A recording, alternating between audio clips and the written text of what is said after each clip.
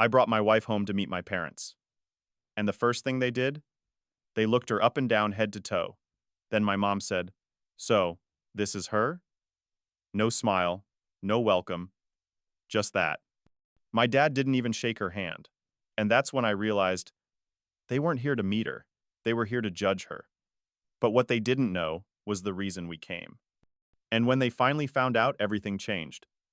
So here's how it really went. We'd been married about 6 months. Small courthouse wedding, nothing fancy. Emily didn't care about big ceremonies. And truth is, neither did I. We were planning to do a dinner or something later, but for now, it was just us. She'd been asking to meet my parents for a while. Not pushing or anything, just, it'd be nice to see where you grew up someday. And I kept dodging it, because deep down, I knew how my parents could be. Cold, judgmental, stuck in their way. I mean, I love them, sure, but they've got this way of making people feel not good enough. Like you walk into a room and you already owe them an apology for existing.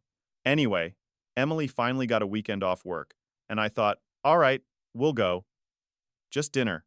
One night, in and out. I didn't expect fireworks, but I didn't expect what actually happened either. We pull up around 4 p.m., and I remember she was holding a pie she baked blueberry, still warm. She was nervous but excited. I was tense. I knock on the door, and the second it opens, I feel it. That silence. That pause where my mom's eyes go straight to Emily's shoes' white sneakers. My mom blinks like she just saw a dog in church. "You wore sneakers? To dinner?" That's literally the first thing she says. Emily laughs a little, says, "Yeah, didn't want to slip on the driveway," and tries to hand her the pie. My mom takes it like it's radioactive. Then she walks off without a word. My dad? He just kind of grunts. No handshake, no welcome. Nothing. I'm standing there like, okay, maybe they're just thrown off. Maybe it'll warm up. But no, it doesn't.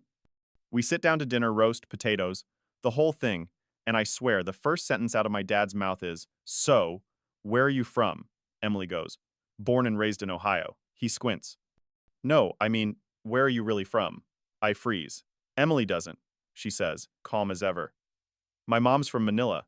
My dad's from Boston." And then silence. Like someone hit pause.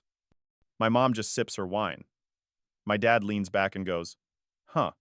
And then he changes the subject to gas prices. I'm sitting there trying to chew, but my mouth's dry. Emily's being sweet, asking about their hobbies, how the garden's doing. My mom gives her one-word answers. My dad keeps talking over her. She asks if they need help with anything around the house. My mom says, "We manage just fine." I try to steer the conversation back to something fun, but every time Emily speaks, it's like they just flinch. Like her voice makes them uncomfortable. And it's not what she says. It's her. Her presence. Her being different. The wrong background. The wrong skin tone. The wrong everything in their eyes. But she keeps trying. That's the thing. She's not giving up. After dinner, she even follows my mom to the kitchen to help with dishes. I hang back with my dad, who immediately starts in with, "She seems polite.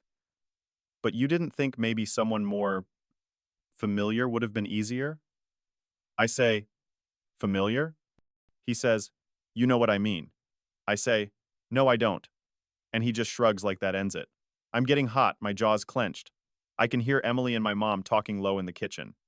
And then I hear my mom say something like, "He's had other girlfriends, you know, classy ones." And Emily says, "I hope I can show you who I am beyond the surface." And my mom says nothing. Just nothing. The next thing I know, Emily walks out of the kitchen, still smiling, but I know that look in her eyes. That tight-lipped smile she gives when she's holding back. I ask if she's okay. She nods, says, "Yeah, just tired. It's been a long day." But I know, and I hate that I brought her here for this. I thought it'd be a step forward. I thought my parents would see how amazing she is. How kind. How real. But all they saw was everything she wasn't, and I could feel the line starting to form between them and us. Between who I was and who I chose to love. And the truth is, they were about to cross that line in a way that would change everything. That night, after we left their house, Emily didn't say much. She looked out the window most of the drive. I kept checking on her like, "You sure you're okay?"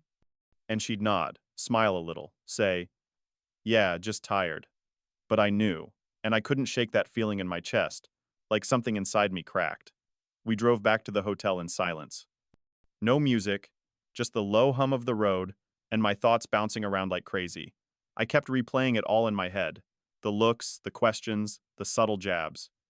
The way my mom said, classy, like it was a code word. And I couldn't stop thinking about that pie, still sitting on their counter, untouched. The next morning, Emily woke up early.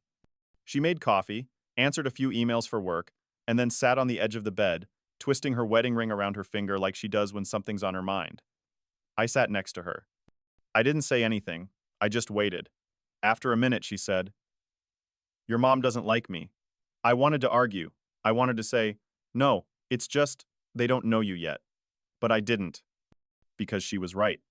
So I said, "Yeah, I think you're right." She nodded, still twisting the ring. Then she looked at me and asked, "Does that change anything for you?" And that question hit me like a brick.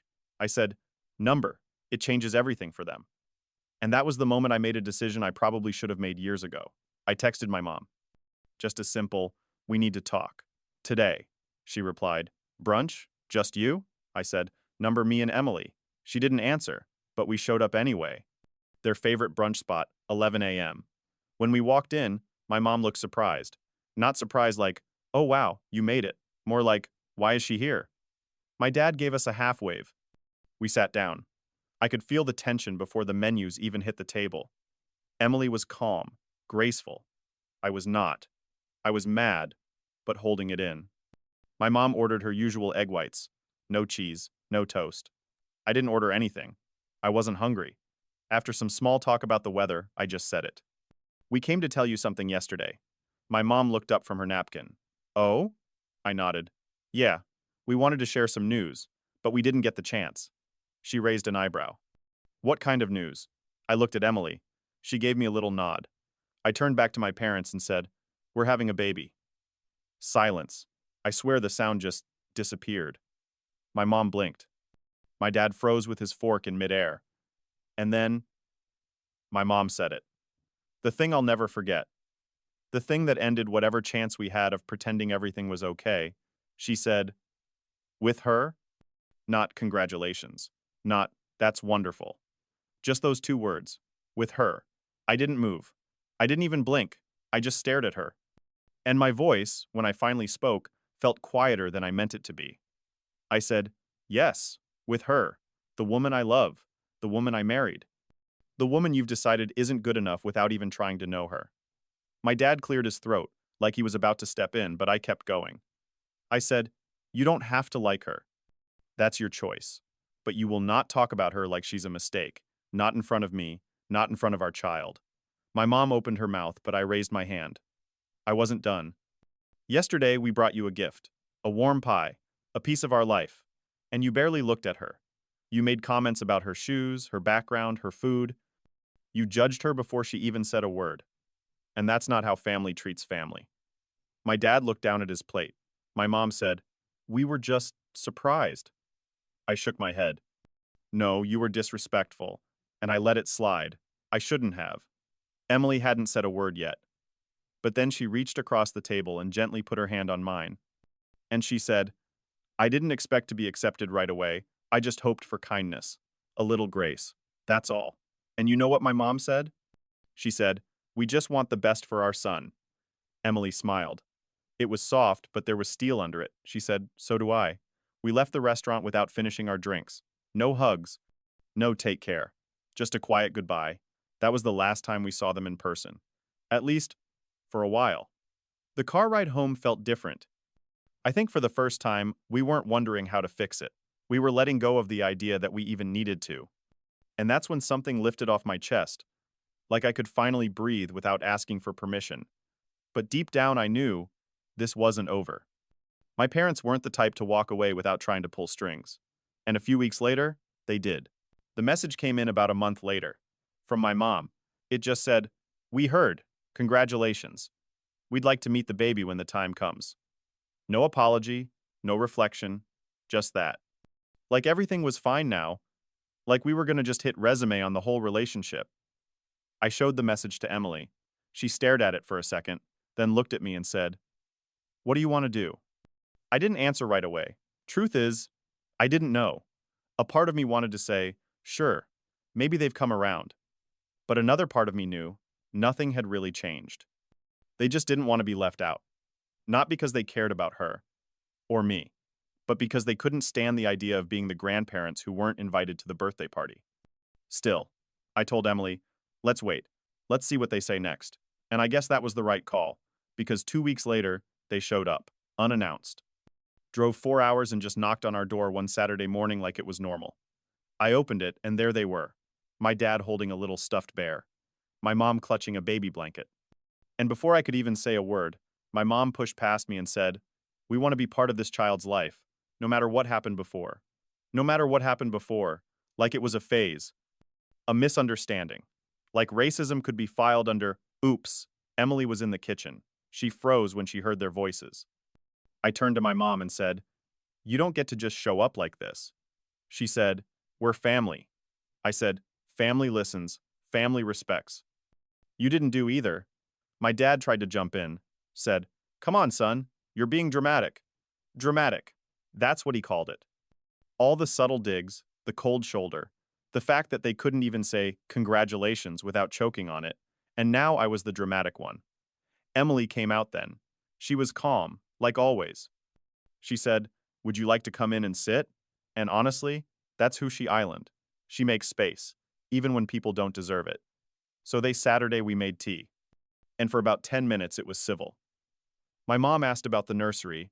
My dad asked about work. They asked when the baby was due. And then my mom said, "We were thinking of hosting a little family shower. Just our side." Emily looked at me. I looked at them. And I said, "Number?" My mom blinked. "Why not?" I said, "Because you haven't earned that. You haven't earned her trust. Or mine." My dad said, "You're making this harder than it has to be." I nodded. "Yeah, that's kind of the point." And then Emily, in the quietest, softest voice, said something I'll never forget. She said, "If you want to be in our child's life, you have to love them fully. And that means loving the people who brought them here, both of us. Not just the parts of us you're comfortable with." My mom looked away. My dad exhaled hard through his nose, like he always does when he's trying not to get mad. But they didn't argue. They just sat there. And then, after a few minutes, they stood up. My mom said, "We didn't realize how much we hurt you." I said, "You still don't." And then I walked them to the door. No hugs, no promises, just a quiet goodbye. And that was the last time we saw them for a long time. Months passed. The baby came. A little girl. Bright eyes, loud lungs, strong grip. We named her Lily. And the moment I held her in my arms, everything else faded. The noise, the tension, the past, it just fell away.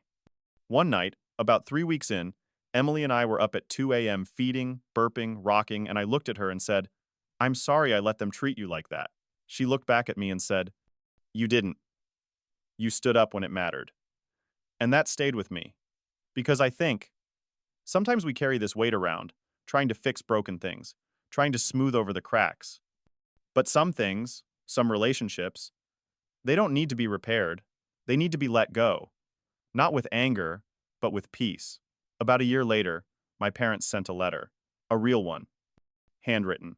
Apologizing. Not perfect, but real. They asked if they could try again. Start over, at our pace. We haven't decided yet, and that's okay. Because this time, we're not waiting for permission to be happy. We're building our own home, our own rules. And for once in my life, I'm choosing peace over pleasing people. So yeah, I brought my wife home to meet my parents. And they looked her up and down and said things they can't take back. But what they didn't realize is that moment didn't break us. It built the foundation we stand on now. Stronger, wiser, unapologetically together.